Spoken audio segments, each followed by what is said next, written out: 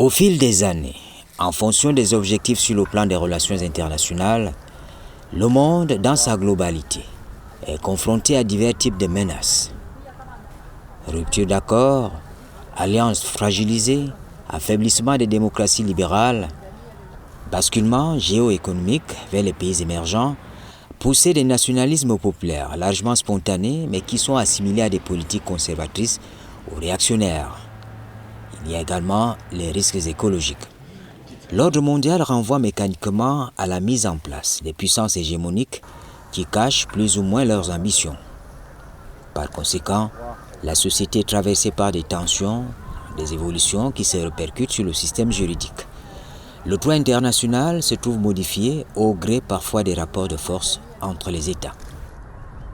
Au fil des années, les foyers de tension se sont multipliés, amenant les entités comme l'Organisation des Nations Unies à New York, ou tout à côté de nous, l'Union africaine ou la CEAC, à penser aux opérations de maintien de la paix. De tout point de vue, ces opérations de maintien de la paix aident les pays touchés par les conflits à créer des conditions de retour à la paix, partant de la mise en place des forces uniques ayant une certaine légitimité, partageant les charges, partant aussi d'une capacité à déployer des troupes et la police venues du monde entier en les intégrant au personnel civil de maintien de la paix afin de s'acquitter d'un certain nombre de mandats établis. Le maintien de la paix ouvre la voie bien évidemment à une carrière internationale. Le Cameroun, à travers le ministère des Relations extérieures, a opté pour l'accompagnement de ce type de carrière qui améliore son positionnement à l'échelle mondiale par rapport à la promotion de l'idéal de paix. À ce propos, ceux qui aspirent à intégrer le peacekeeping viennent de bénéficier d'une formation adaptée aux besoins réels des missions de paix. En termes de spécificité, ce 6e séminaire national fait partie des activités rentrant dans le cadre de la prorogation du mandat du comité interministériel de formation aux opérations de maintien de la paix, prorogation qui a été autorisée au plus haut niveau de l'État par son Excellence Paul Biya, président de la République, chef de l'État et chef de la diplomatie. L'idée en réalité consiste pour nous de poursuivre les activités que nous avons engagées en 2020 en formant le plus grand nombre de fonctionnaires qui aspireraient effectivement à intégrer les différentes opérations de maintien de la paix à travers le monde. Je devrais indiquer que toujours sur les 13 autres instructions de Monsieur le Président de la République, notre comité a été transformé en un programme, ce qui en fait une structure permanente qui naturellement poursuivra n'est-ce pas, l'exécution du mandat qui avait été antérieurement confié à ce comité et qui naturellement continuera de prendre en charge, n'est-ce pas, le besoin de formation des fonctionnaires camerounais venant des différentes administrations aux opérations de maintien de la paix. C'est d'ailleurs l'occasion pour nous de remercier, n'est-ce pas, Monsieur le Président de la République qui, comme je l'ai indiqué, a bien voulu autoriser la transformation de notre comité en un programme. S'agissant des administrations concernées par ce 6e séminaire, je devrais indiquer que ces administrations, naturellement, ne changent pas du point de vue naturellement du choix qui a été opéré. Ce sont les mêmes administrations qui avaient déjà été conviées à prendre part aux séminaires antérieurs. Il s'agit du ministère des Relations extérieures, du ministère de la Justice, du ministère de la Défense, de la Gendarmerie nationale, et de la délégation générale à la sécurité nationale. À la faveur de la prorogation effectivement du mandat du comité qui s'écoulera sur 6 mois, nous ambitionnons d'avoir un nombre considérable de vagues de 45 personnes. L'idée en réalité, c'est de former des participants qui pourraient s'élever au nombre de 100, 150. Les missions de paix sont bien encadrées au plan du droit. Elles s'effectuent suivant des règles établies. Bien évidemment, dans le cadre du maintien de la paix, les contingents qui sont déployés sur le terrain doivent maîtriser les règles applicables à leur mission. Non seulement ils doivent connaître les fondements essentiels de leur mission, mais aussi défendre le mandat qui leur est confié en se référant chaque fois au cadre juridique qui gouverne leur mission.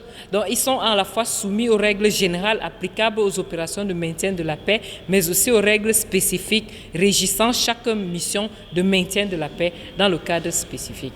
Comme règle générale, ils doivent connaître les règles générales de droit international humanitaire qu'ils doivent appliquer dans le cadre de leur déploiement, qui sont applicables à toutes les missions de maintien de la paix, mais aussi les règles spécifiques, notamment l'accord qui lie leur État, l'État dont ils sont les nationaux, avec l'État sur le territoire duquel ils sont déployés. Et c'est cette convention-là ou cet accord qui leur permet des privilèges et des immunités sur le territoire de cet État, leur statut fiscal, leur droit d'entrée et leur droit de sortie sur le territoire du dit État.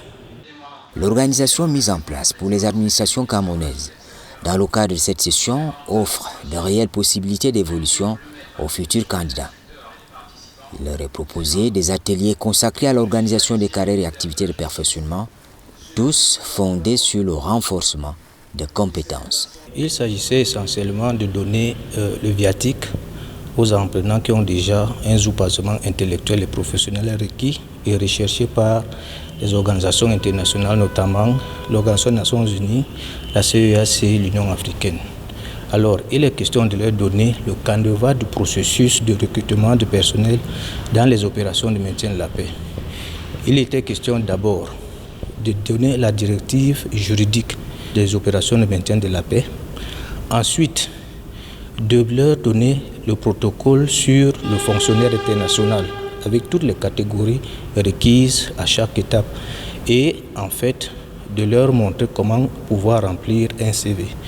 Il est clair que pour le cas pratique du CV, bien des données changent lorsqu'on aspire à devenir un fonctionnaire international. Le CV du système des Nations Unies n'est pas le CV collectif que nous connaissons dans nos administrations. Il s'agit d'un CV qu'on remplisse après avoir préalablement lu l'avis de vacances de poste. Le système est celui où on ouvre un poste en compétition et lorsqu'on a lu l'avis de vacances de poste, on s'auto-évalue et on voit les éléments que nous avons qui militent pour la candidature de notre ressortissant à un poste quelconque donné.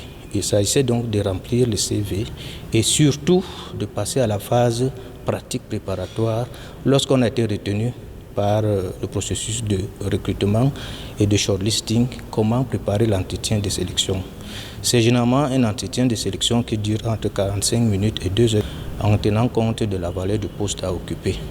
Ici, il est question de préparer les apprenants sur les petites astuces à pouvoir mettre lors de ce processus de préparation à leur entretien de sélection afin de pouvoir obtenir le poste, pouvoir se vendre et surtout évoquer la plus-value qu'on apportera si l'on obtient le poste, parce que le système des Nations Unies cherche toujours ceux qui proposent et offrent la plus-value. Si vous avez une compétence égale par rapport à celui qui occupait le poste, vous êtes sûr que vous n'allez pas facilement être retenu, mais il faut dire ce qu'on peut faire de plus, parce qu'on cherche toujours les pépites et les meilleurs produits de chaque nation pour les opérations de maintien de la paix. À Yaoundé, et pendant quelques jours, le perfectionnement des fonctionnaires, l'accompagnement des carrières à l'ONU, à l'Union africaine ou ailleurs, s'est fait dans une démarche fermement ancrée dans un partenariat solide et interactif entre les apprenants et les instructeurs. Alors c'est un séminaire qui a touché à des aspects pratiques en rapport avec le recrutement dans les missions de maintien de la paix.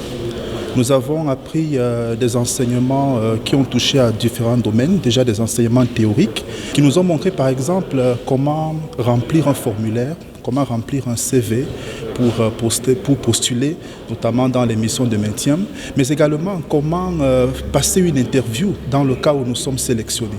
On a vu des très bonnes astuces qui sans doute nous aideront à pouvoir postuler et être, nous le pensons, retenus.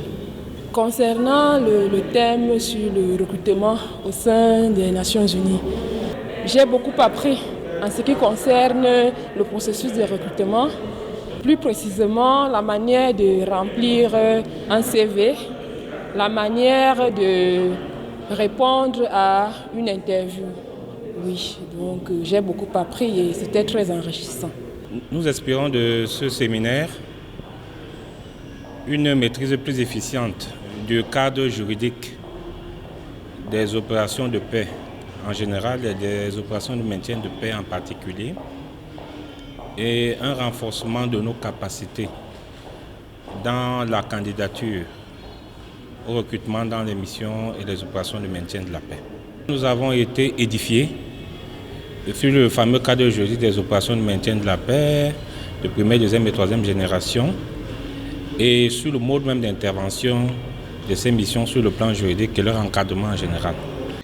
Comme amorcé en 2020, par vague de formation de 45 participants, ces sessions de formation vont renforcer la présence du Cameroun au plan international. Il s'agira véritablement de donner la possibilité aux participants d'être outillés en matière, n'est-ce pas, d'aspects théoriques et pratiques liés aux opérations de maintien de la paix, les bases juridiques, les fondamentaux des opérations de maintien de la paix, comment remplir un CV et comment se comporter dans le cadre d'une interview de recrutement au sein des opérations de maintien de la paix. Ce qu'il faut savoir tout de même, c'est que la multiplication des opérations de paix, devenues plus coûteuses, complexes et parfois maintenues de façon prolongée, a pu engendrer des difficultés dans leur gestion. Par endroits, certaines missions n'ont pas conduit à la fin des hostilités.